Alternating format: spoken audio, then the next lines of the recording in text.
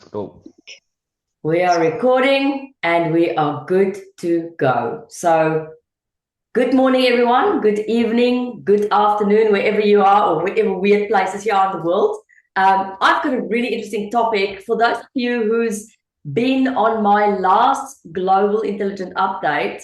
I told you that I want to do it a little bit different in the sense that I want to really go through some of the skills that I believe as a conscious leader is gonna benefit you more over the next few years with all of these rapid changes we're going through and all of these things happening on a geopolitical basis and in the markets and the economies across the world in order to make sure that you can also play a bigger game. Now, me and Mike have the Circle of Excellence, and we've got that company for a reason because the word excellence means a lot to us.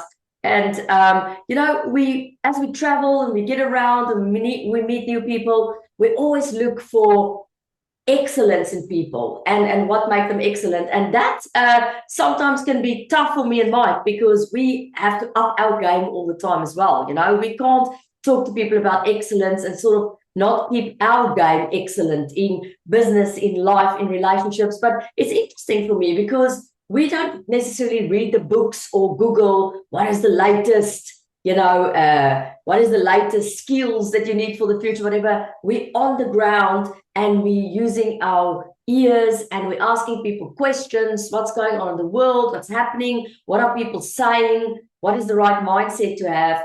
And we don't always find these qualities of excellence in our own community when things go well. We especially sometimes find these qualities in our own community when disasters strike. I was on a call this morning with one of our Circle of Excellence Gold clients who's literally waking up regularly now at night because her country, Iran, is preparing for war, and explaining to me how that feels and just her mindset and demeanor and handling something like that. And then we go and we have Circle of Excellence members in the past year and still who's had serious diagnosis, and is navigating that and display excellent mindsets during those times. We've got Circle of Excellence Gold members who's lost some significant people in their life and has displayed incredible skills and human behavior and navigate. And so me and Mike learn from that.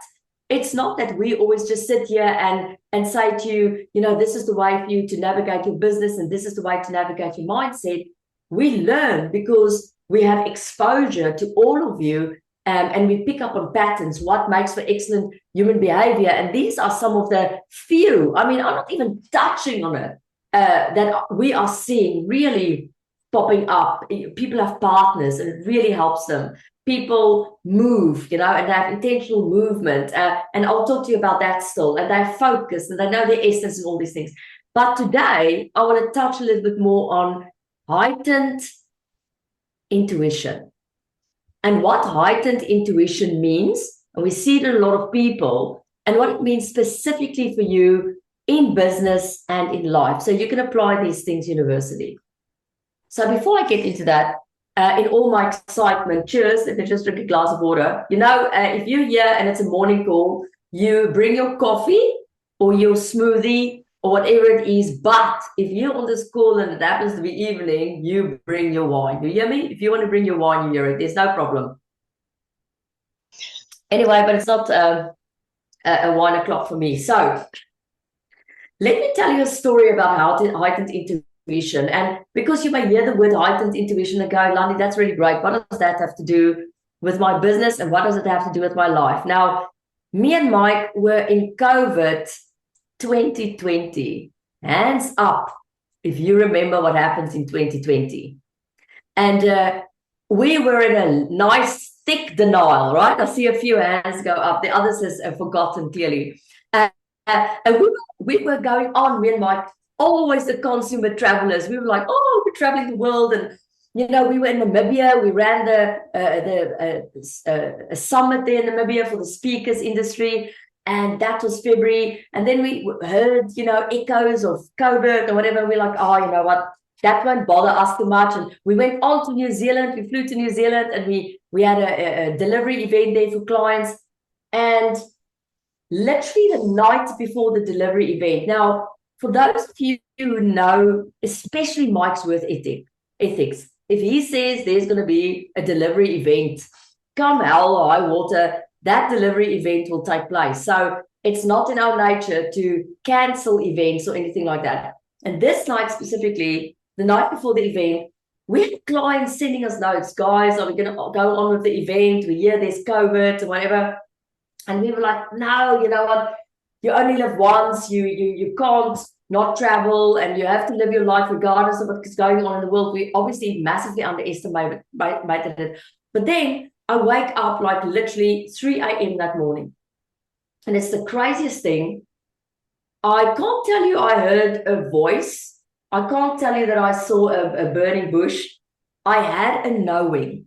And that knowing was, you need to get to Auckland Airport as soon as possible and fly to South Africa. No logic. We have an event with 20 people. Sorry, there's a little midgets flying around. I'm just going to close this door because I don't want to look like a giraffe. Anyway, so I actually, no logic. I know Mike is not going to just, sorry, I just almost flew into my nose. I knew Mike is not going to just cancel the event. I know that we flew all the way to New Zealand. We have all the expenses to come and have this event. Logically, it makes no sense to cancel the event. We have brand new members in that event that's waiting for a delivery. 1,000 reasons why we can't cancel this event. Yet I wake up and I go, I know we need to go to South Africa. I know it. So I wake Mike up 3 a.m. in the morning. I say to him, my darling, we have to go. This was extraordinary because Mike looked into my eyes. He didn't ask any questions. He got his phone out. He literally looked at the tickets and he changed it to literally 6 o'clock. We're going to leave and we're going to get in the car. We're going to take an Uber. We're going to go to the airport. We're going to fly home. Literally did that, changed the tickets. 5 minutes after that, send out an email to clients. We feel it's probably not appropriate for us to have this event. We are flying back to South Africa to probably go into what would then be some sort of quarantine. We get to Auckland Airport. As we get into Auckland Airport, we're there for 10 minutes. We hear an announcement. We are closing the airport. Any one of you who's in the airport now are the last ones who's allowed to leave New Zealand. We go to the front desk where we get our check-in organized, and they have to phone us as some of the last people through to get us to Sydney, to get us to South Africa. We get to South Africa, the entire Johannesburg airport is empty. We were almost like the last 2 people there. Me and Mike's like, what's going on here? What did we miss, right? And we go straight into quarantine. If I didn't make that decision based on heightened intuition, we would have had a list of problems that I can't even start to take you through, not only in terms of staying behind in Auckland, in terms of being home during this time, in terms of getting home, in terms of our dog, in terms of my grandmother that we were sort of looking after at that time. The list goes on and on and on and on. So you look at heightened intuition sometimes as a luxury or a nice to have, whereas in our experience, heightened intuition has not only managed our risk exponentially, but it has also given us fantastic opportunities and deals that wouldn't have appeared in front of us if we wholeheartedly made the decision on logic only. So we're talking here about a skill that comes from a place that we're not always 100% familiar with. In other words, we're talking about something that people would call perhaps your gut feeling, or something that people would talk as extrasensory perception. I mean, there's studies done on dogs where they are trying to figure out how the dog knows when you're home, because you come home and the dog is lying in front of the door, and then you go, how did the dog know I'm coming home? And then many people have speculated, because of course we have to consider the science, right? So people have speculated that because the dogs have got heightened hearing, they are hearing your car coming down the road, or because the dog knows that you usually take you usually take 3 hours when you go and eat out, whatever. So they started to plant cameras in the houses of owners, and then watching the behaviors of the dogs, and then let the owners do different things that can't be predicted, like stay away for this amount of time, stay away for maybe in a different country, maybe go and eat out. And what they have found after their study was that the dogs didn't come to the door at a certain time of the day. The dog also didn't come and lie in front of your door if you're away a certain time. The dog also doesn't come and lie in front of the door when your car comes down the road. The dog goes and lie in front of the door all the time when your intention is clear that you're returning home. So when you ask for the bill on the camera, the dog goes and fly in front of the door.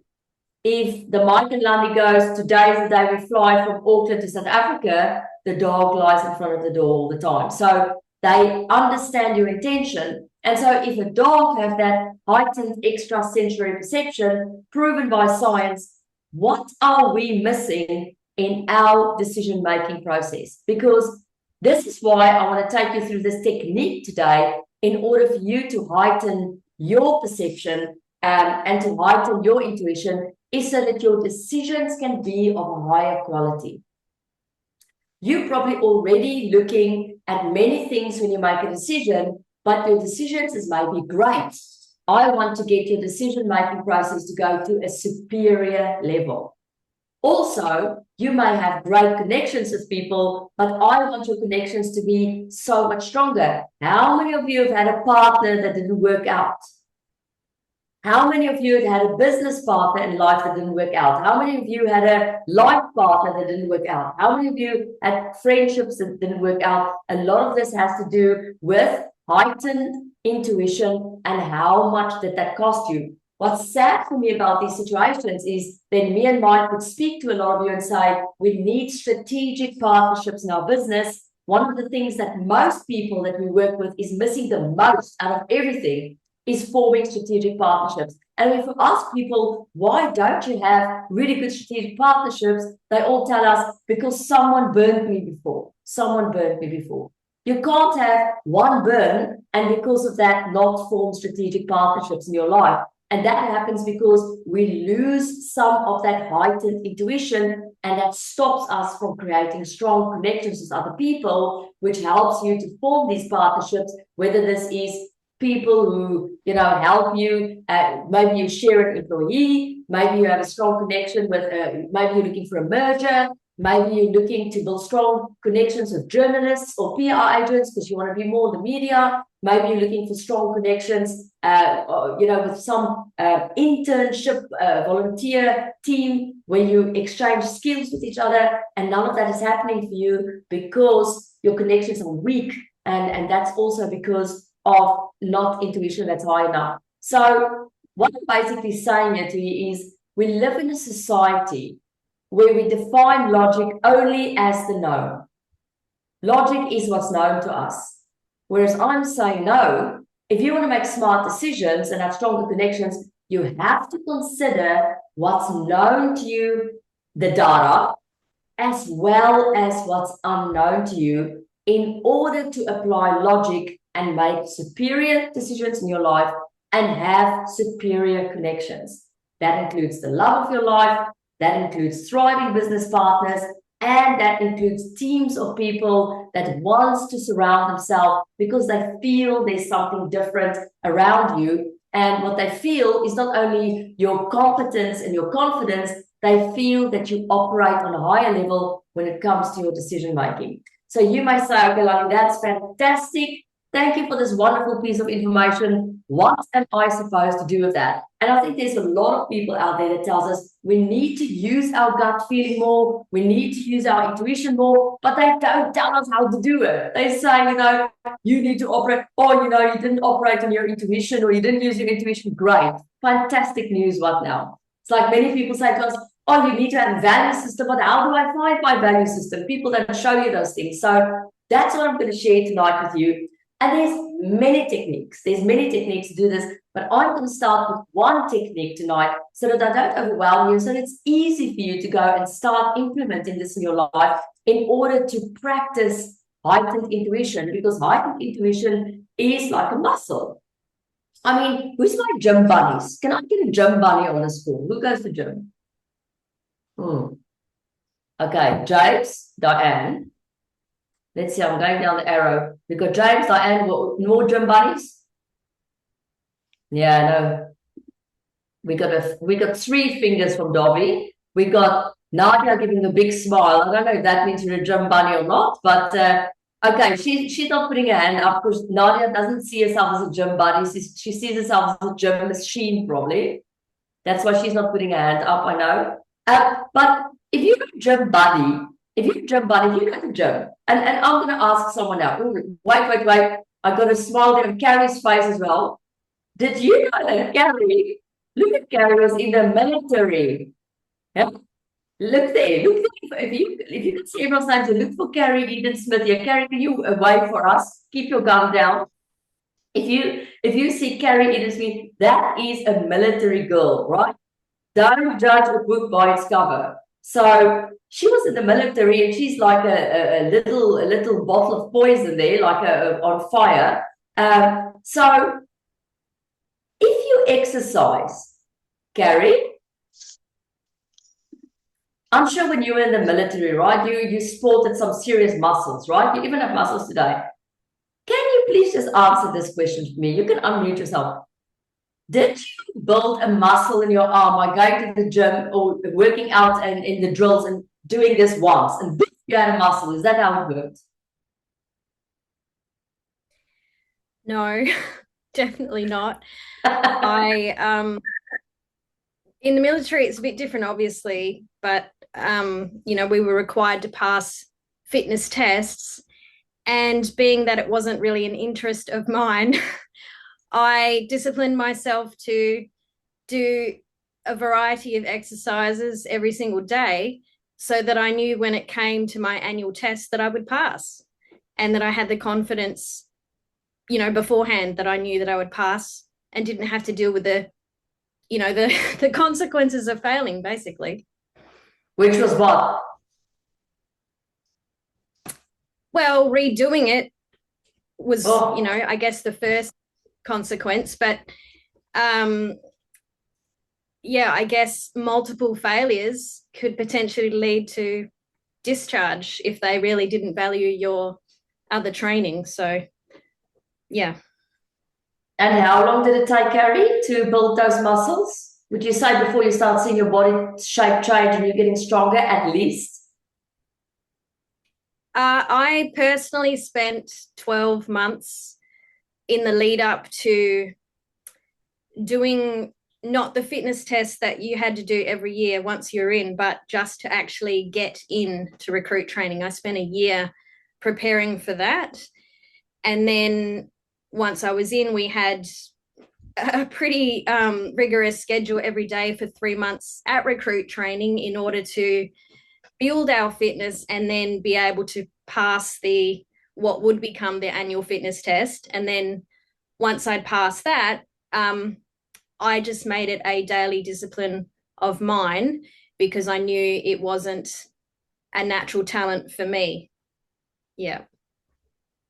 Thank you, Carrie. But even though it wasn't a natural talent for you, your ability to apply discipline in your life is fantastic. So I can see how anyone on the school may want to take you on for a fitness challenge, and they will elegantly see their ass because of the incredible discipline that Carrie has and has had in her life. Thanks for that, Carrie.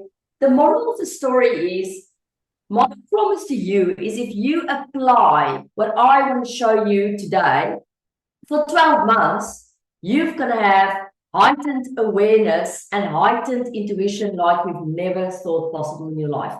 And I promise you, your decision making is going to be better. I promise you much higher quality people and connections in your life.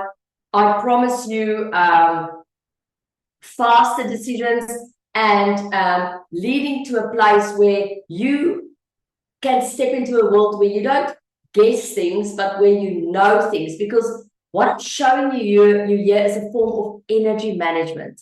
And energy management is not always something that is tangible to us and that we can see, but just like Carrie, if she didn't apply discipline every single day of her life, she would have been discharged. And what I'm trying to say is we are discharging ourselves from massive opportunities, massive partnerships, massive potential, massive vision, because we don't apply the discipline of practicing how to get heightened awareness. So here we go.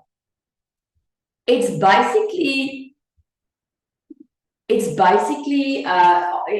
on the foundation of the five senses. Now, if you look at this picture here, and for those of you who will be listening to this later, not looking at the pictures, you'll see the background of this image I've created here is a picture of a baby in its mother's womb.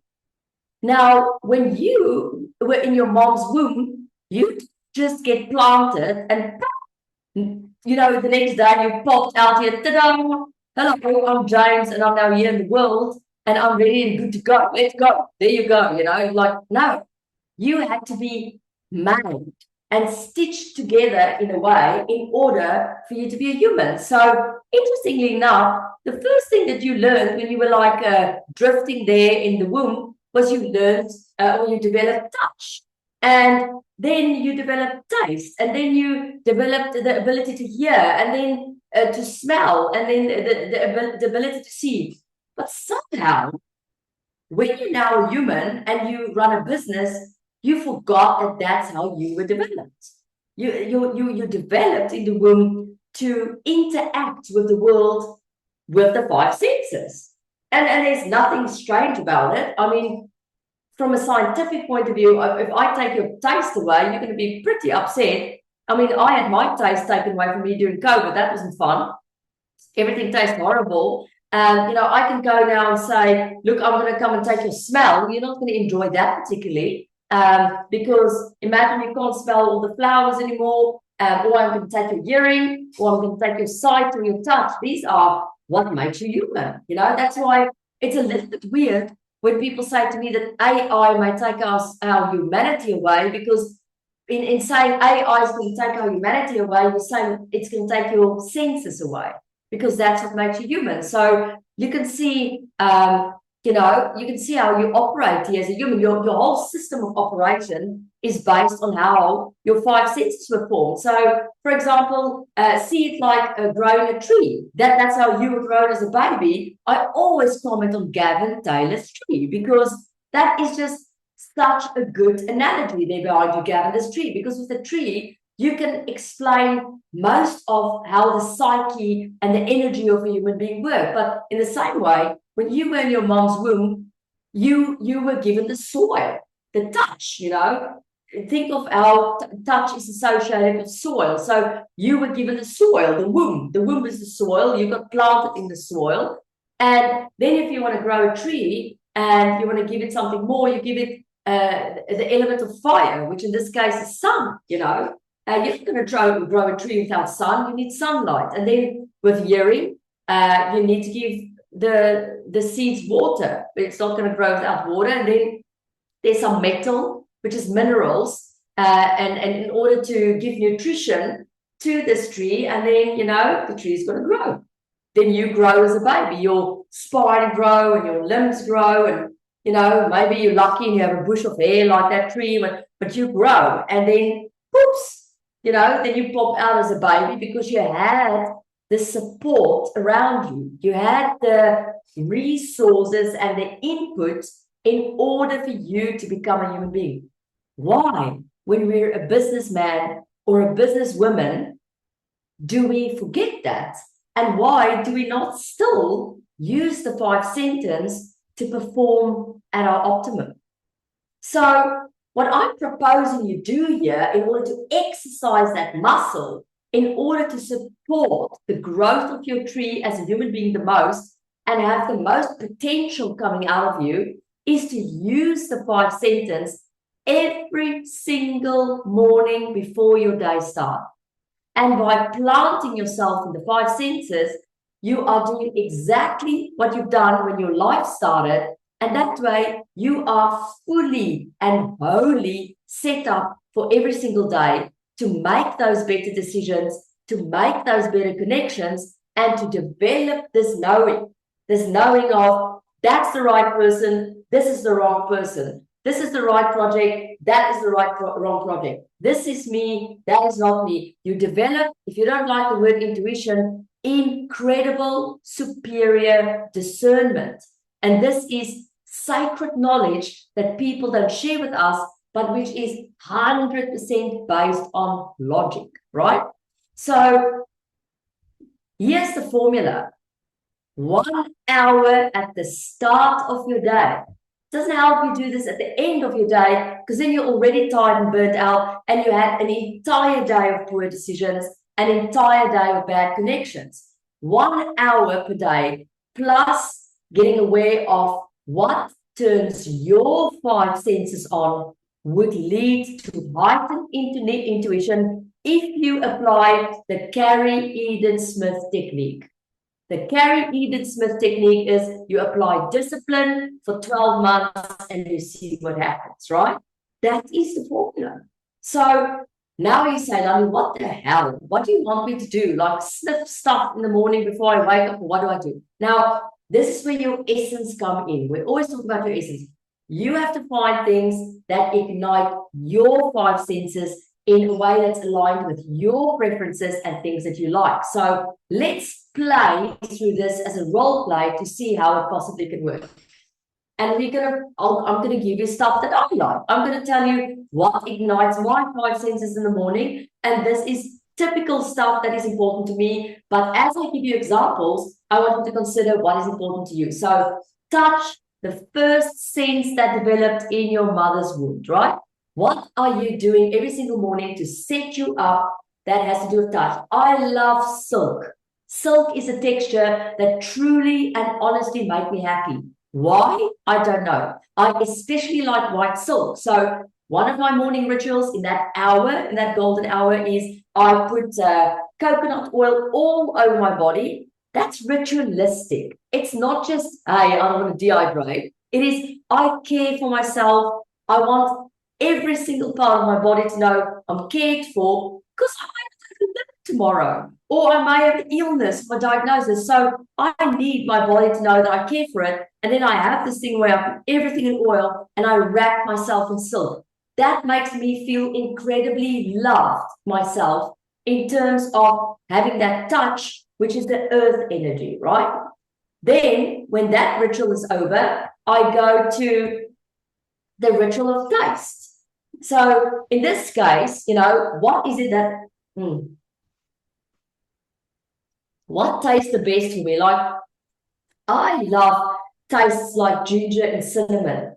It just really works with my body, the whole chai vibe. So, I would sometimes take almond milk and I'll make it hot, and then I'll put my cinnamon and my ginger in there, and if I'm really, adventurous, a little few drops of chili in there to get my metabolism up. For some of you, it's brewing your favorite coffee. But look at this picture.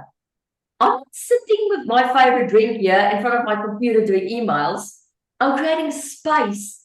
This girl is sitting with her socks in front of a fire. She's looking into a fire.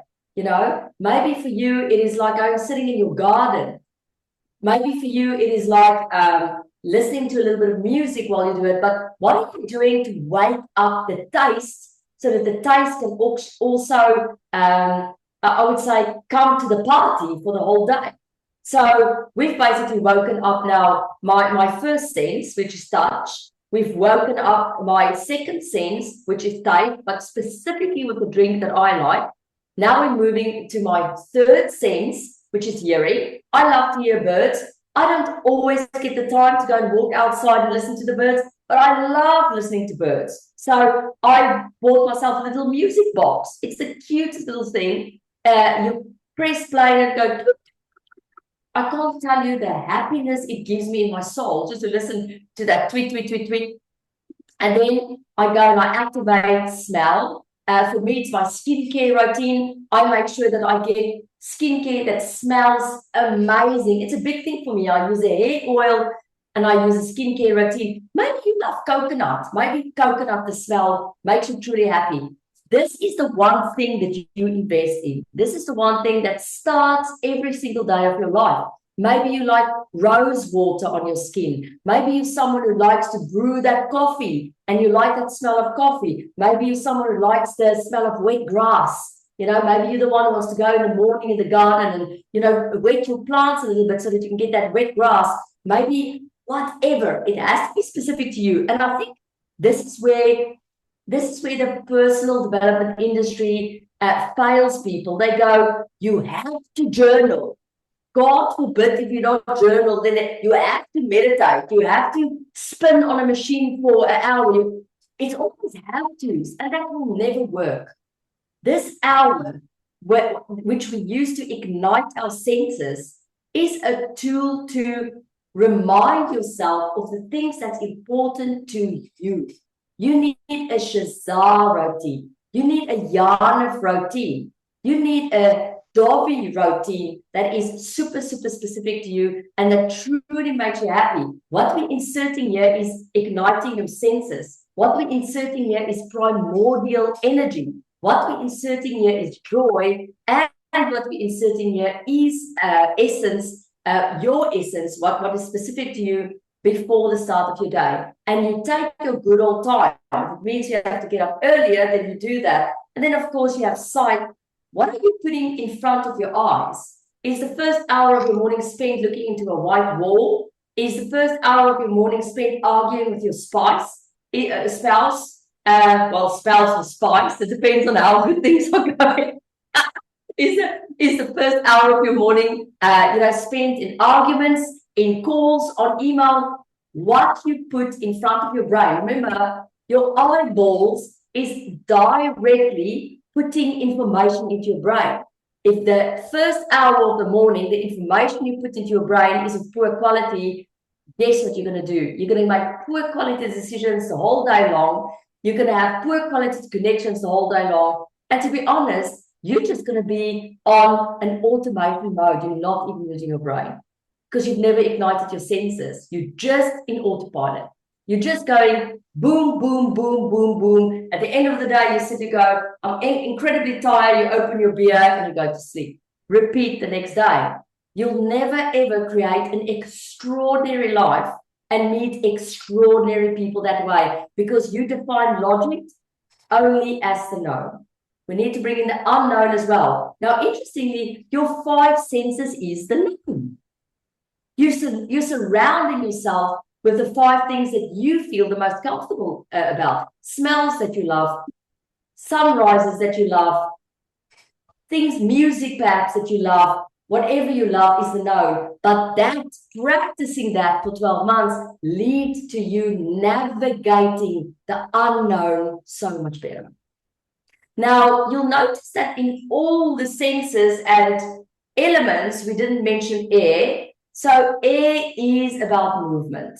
Air is the missing link. You want to be able to move. You don't have to go to the gym. For some of you, it's Tai Chi. For some of you, it's stretching. For some of you, it's dancing in the kitchen. I like to move because I like dancing because dancing makes me move. But dancing also is very much aligned with my sense of hearing. So my playlist is my piece of gold. It's that what's on my playlist is incredibly important to me because of what goes into my ear. So what I'm saying is you can combine these things as well. You can, for example, say, I'm going to have my favorite cup of coffee after I brewed it and I've ignited my smell, and I'm going to sit and watch the sunrise every single morning. And at the same time, I want to be in my garden and I want to have the smell of my garden. but I also want to make sure that I sit with something that ignites my touch. Maybe it's your slippers, maybe it's your fluffy slippers. I don't know what works for you. Something works for everyone else, but everything gets ignited. When you do this for an hour long, I call it blocking. Blocking means you've created a block at the start of your day that no one can access. No one can come into that block. You don't schedule clients there. You don't have meetings there. You don't even let your spouse or your partner or your friends come into that block. You can do before your block whatever you want to, and you can do after your block whatever you want to. But that hour sets you up for success, and in that hour, you practice heightened intuition. So here is the logic. By doing this, you're creating space where there's no place for white noise and you don't create distraction. Space creates awareness. The more space you have in your life, the more your awareness will heighten. Awareness will give you a wider peripheral vision. If you don't have wider peripheral vision, all you do is you only look deep, you never look wide. If you only look deep and you never look wide, then you start running life and business on a to-do list mentality, which is deep thinking. You want to stretch your mind as far as possible before your day starts. So awareness gives wider vision, and a wider vision, and here's the jackpot, helps you to spot patterns. I'm going to run you through that quickly again. Space, which is the hour in the morning, create awareness. Higher awareness will give you wider vision. And when you have wider vision and you rise above everything and you look down, suddenly you can see patterns that you haven't seen before. And that is exactly what spots the opportunities, sees the right people, manages risk, and avoids massive mistakes. So if you are on this call because you want to play a bigger game, if you want to learn more about heightened intuition because you feel that you've done so many things over and over again and it's working for other people, but it's not working for you, if it looks to you like there's a group of people who tend to do 10,000 times more than you in the same 24 hours, if you feel that you've learned all the curriculum and there's something that you're missing and you can't put your finger on it, you're probably only operating on knowledge and you're excluding intuition from your decision making and you're excluding intuition from the way you live your life. Remember, if you've got a very narrow peripheral view, then you live your life like a tunnel. So you look at the problems in your business like this because your senses is not ignited. You look at the potential for partners like this because your senses is not ignited. You look at potential mergers, potential acquisitions, potential media partners, all of this. And if you look at life like this, everything is a problem. And you will invent problems to why it can't work even before someone has put a proposal on the table for you. We call this problem-mindedness. But problem-mindedness really means your peripheral vision is very narrow because you're completely occupied. You're occupied with toxic emotions. You're occupied with false beliefs. You're occupied with the sum total of your previous experiences. You're occupied with all of these things, so that tunnel can't open. By doing this every single morning religiously and by opening up that peripheral view, you are seeing things and you are considering things that you could have never even thought of in your wildest imagination. So that is me. That is me. Now we got some time left, which I'm very happy because that gives us the opportunity to discuss this a little bit. and it gives you the opportunity to ask me specific questions about it. And I want you to ask me the practical questions. I want you to ask me, Landi, what about this? And how do I do this? And what do you do practically to make it work? Because if you're constantly going to practice this, you're going to get to a point, and some of you already have very heightened intuition, but you're going to come to a point where decisions is not so complex and makes more sense to you from an intuitive point of view. First question. We're open for business.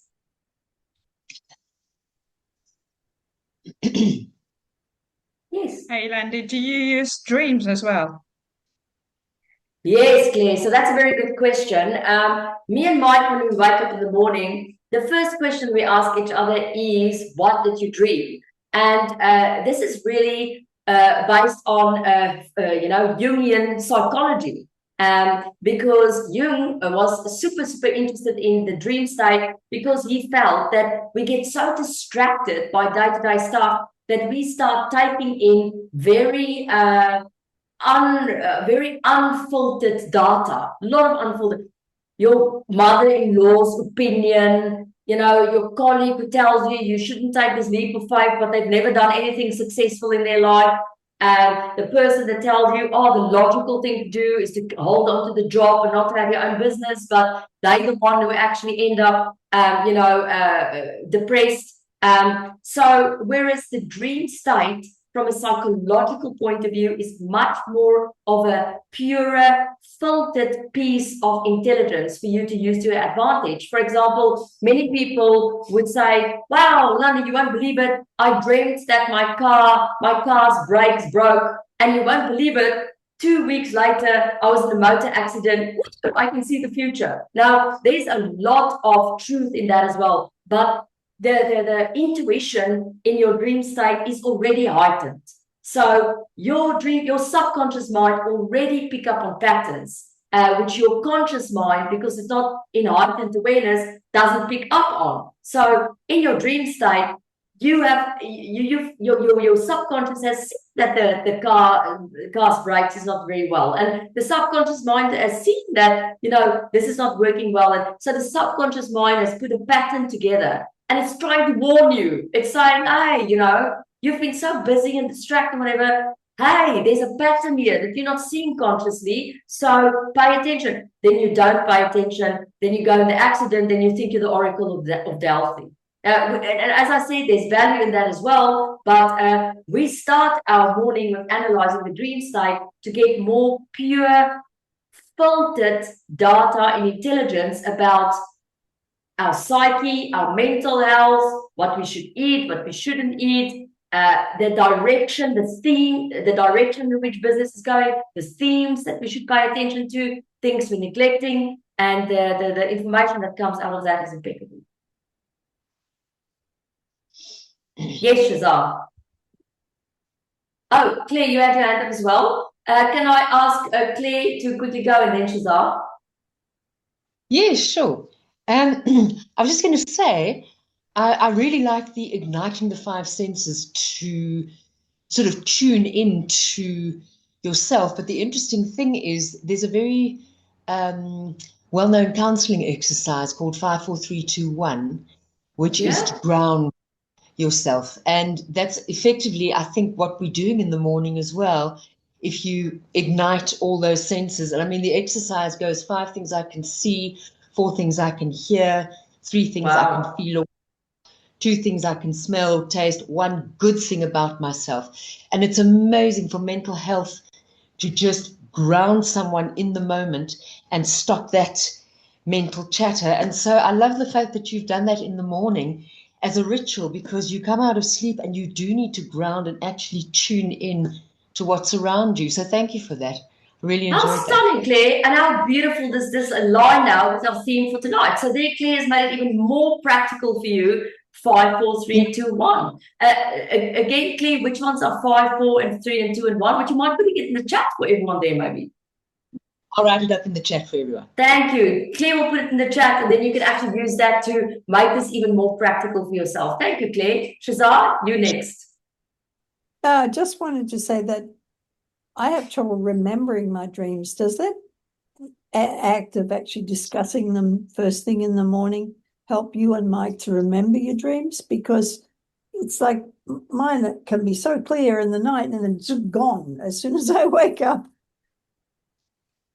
There's various techniques, Shazan. I think it's different strokes for different folks. A lot of people over the years has come to me and told me they don't dream.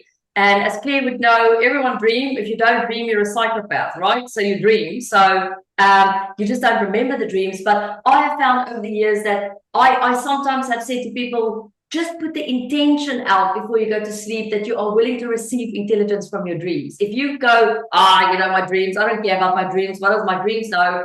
It's probably not going to come through that clear, and you won't be able to tap into that source. Now, no one's forcing you to do it. You don't have to do it. But I have found that to be a remarkable tool in decision making and in practicing intuition in my life. So just saying, I want to actually learn more from my dreams and intending that is a huge thing. But just like practicing your senses in the morning, focusing on your dreams every morning after you wake up will also make that muscle form. So what happens, unfortunately, is people try it once, twice, 3 times, and they give up.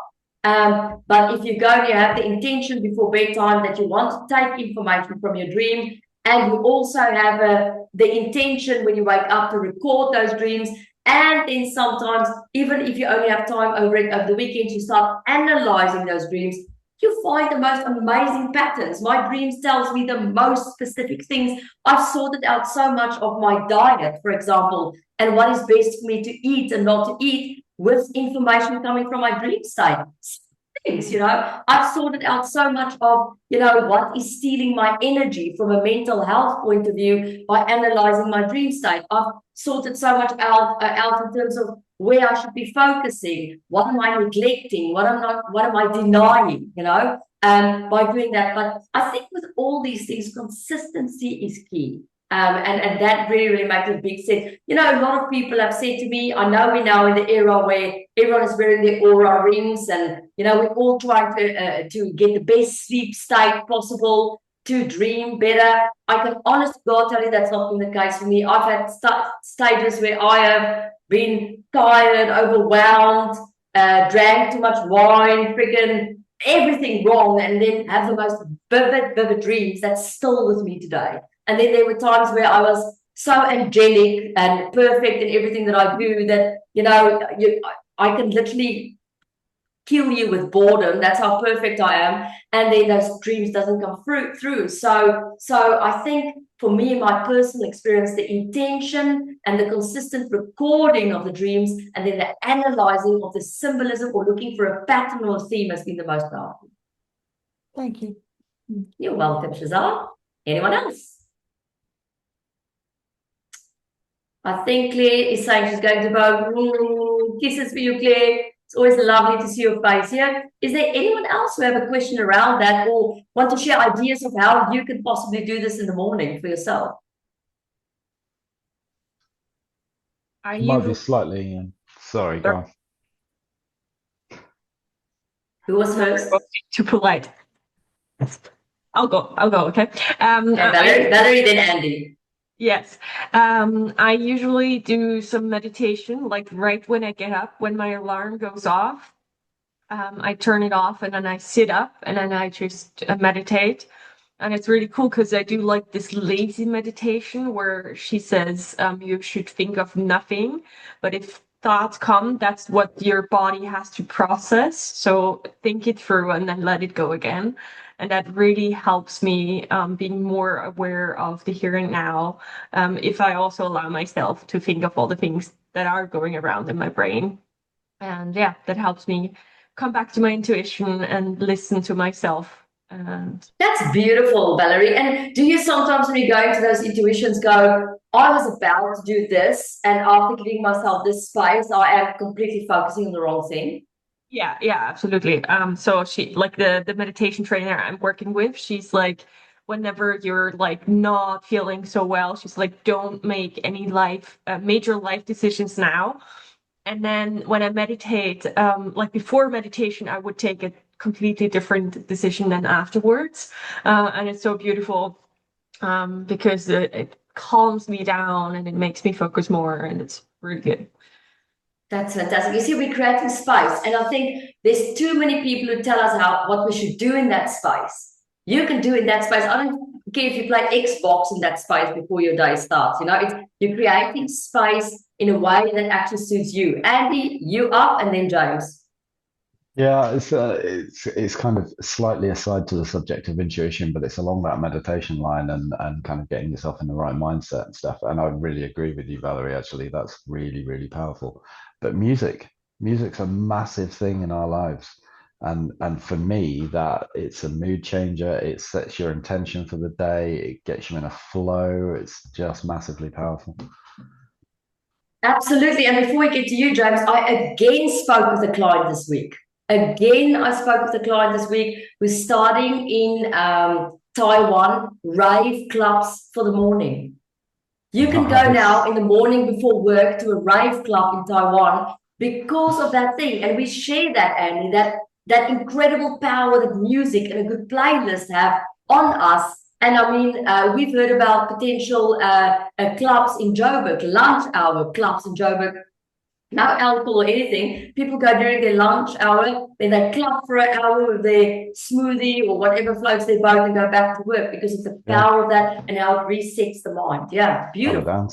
Very, very powerful. Very powerful. James, over to you. Yeah, I just want to share with the group what I do on a daily basis from a Monday to a Friday, because weekends I take off. So I first start by reading something from the Bhagavad Gita. And I'm not religious, I'm spiritual, but I find very valuable material in the Bhagavad Gita. It's a stunning book, yeah. And then I have my prayers and my mantra. And thereafter I do a mantra meditation. But whilst I do the mantra meditation, I also listen to specific frequencies for abundance and wealth and positivity, because I don't want to have a lift off with 2 engines. I want to have a lift off with 4 engines. So that's why I want to activate all the senses when I do my mantra meditation with the background music. Wonderful. So that I do for 20 minutes. And after 20 minutes, I do heart-brain coherence, which is a regulated breathing exercise. So whilst I do the breathing exercise, again, I listen to 0.1 hertz background music just to extra enforce that coherence between the heart and the brain. Then I listen to something on Gaia, which I share with my Gaia group, because my purpose is to elevate consciousness. So I will always listen to something that I can learn from on the Gaia channel, and then share it with my group, and then 2 hours are gone. So the first 2 hours of the day belong to me. Monday. Oh, see, that is cool. That you're even a bigger beast than I am. And then I have to say that part of my prayer is I have gratitude for. So that's a sentence in my morning ritual. And I have to think of something every single day that I am grateful for. So I start my day with gratitude, because then you don't think of like, I should have and I miss and whatever. Yeah. Thank James, and tell me, how do you feel when you, and I know you probably haven't, but there must have been some time when you skipped that 2 hours. How do you feel? Then I only have a lift off with 1 engine. I can't do little. I can only do. I want 4 jet engines, 4 Rolls-Royce jet engines. Yeah. Full blast. You understand the power. Bye, Andy. I'll see you saying goodbye. You and Claire go enjoy your evening. You probably you don't understand the power of it until you've done it for 12 months and you skip on, and then you realize, wow, this is the same. You are planting energy. You're not chasing outcomes. You're planting energy. You're not chasing outcomes. Claire, your hand must be tired by now. Yes. Yeah, I was just going to add to this, James. What you're doing sounds absolutely amazing. But I suppose what I found for me, and I'm just sharing this because it's just another take on planting energy. I'm often up in the early hours. I've been sleeping through much better now. I think the energy's up there, been quite hectic. And I do a lot of guided visualization. I do a lot of gratitude then, and get myself to sort of self-soothe and go back to sleep. So I've learned to balance this sometimes in the morning, especially if I have sessions or work that's going to use a lot of my intuition in the day, Right. because I drains a little bit, your energies do get depleted. So Yeah. what I often, Lundy, I'm the same as you. I can't do caffeine, so I do ginger, cinnamon, turmeric. Right. That's my pick me up. And while I'm doing that, I play my word anagram game. And that for me, Right. sometimes the most grounding thing, because I'm just using mental and not going into the intuitive capacity, which I'm going to be working with in the day. So I've learned to balance like that. And sometimes my body needs that. So I'm just sharing. That's great sharing, Claire, because I think, unfortunately, now the spiritual development industry has gotten to a point where it's got a lot of shoulds and musts and have in it.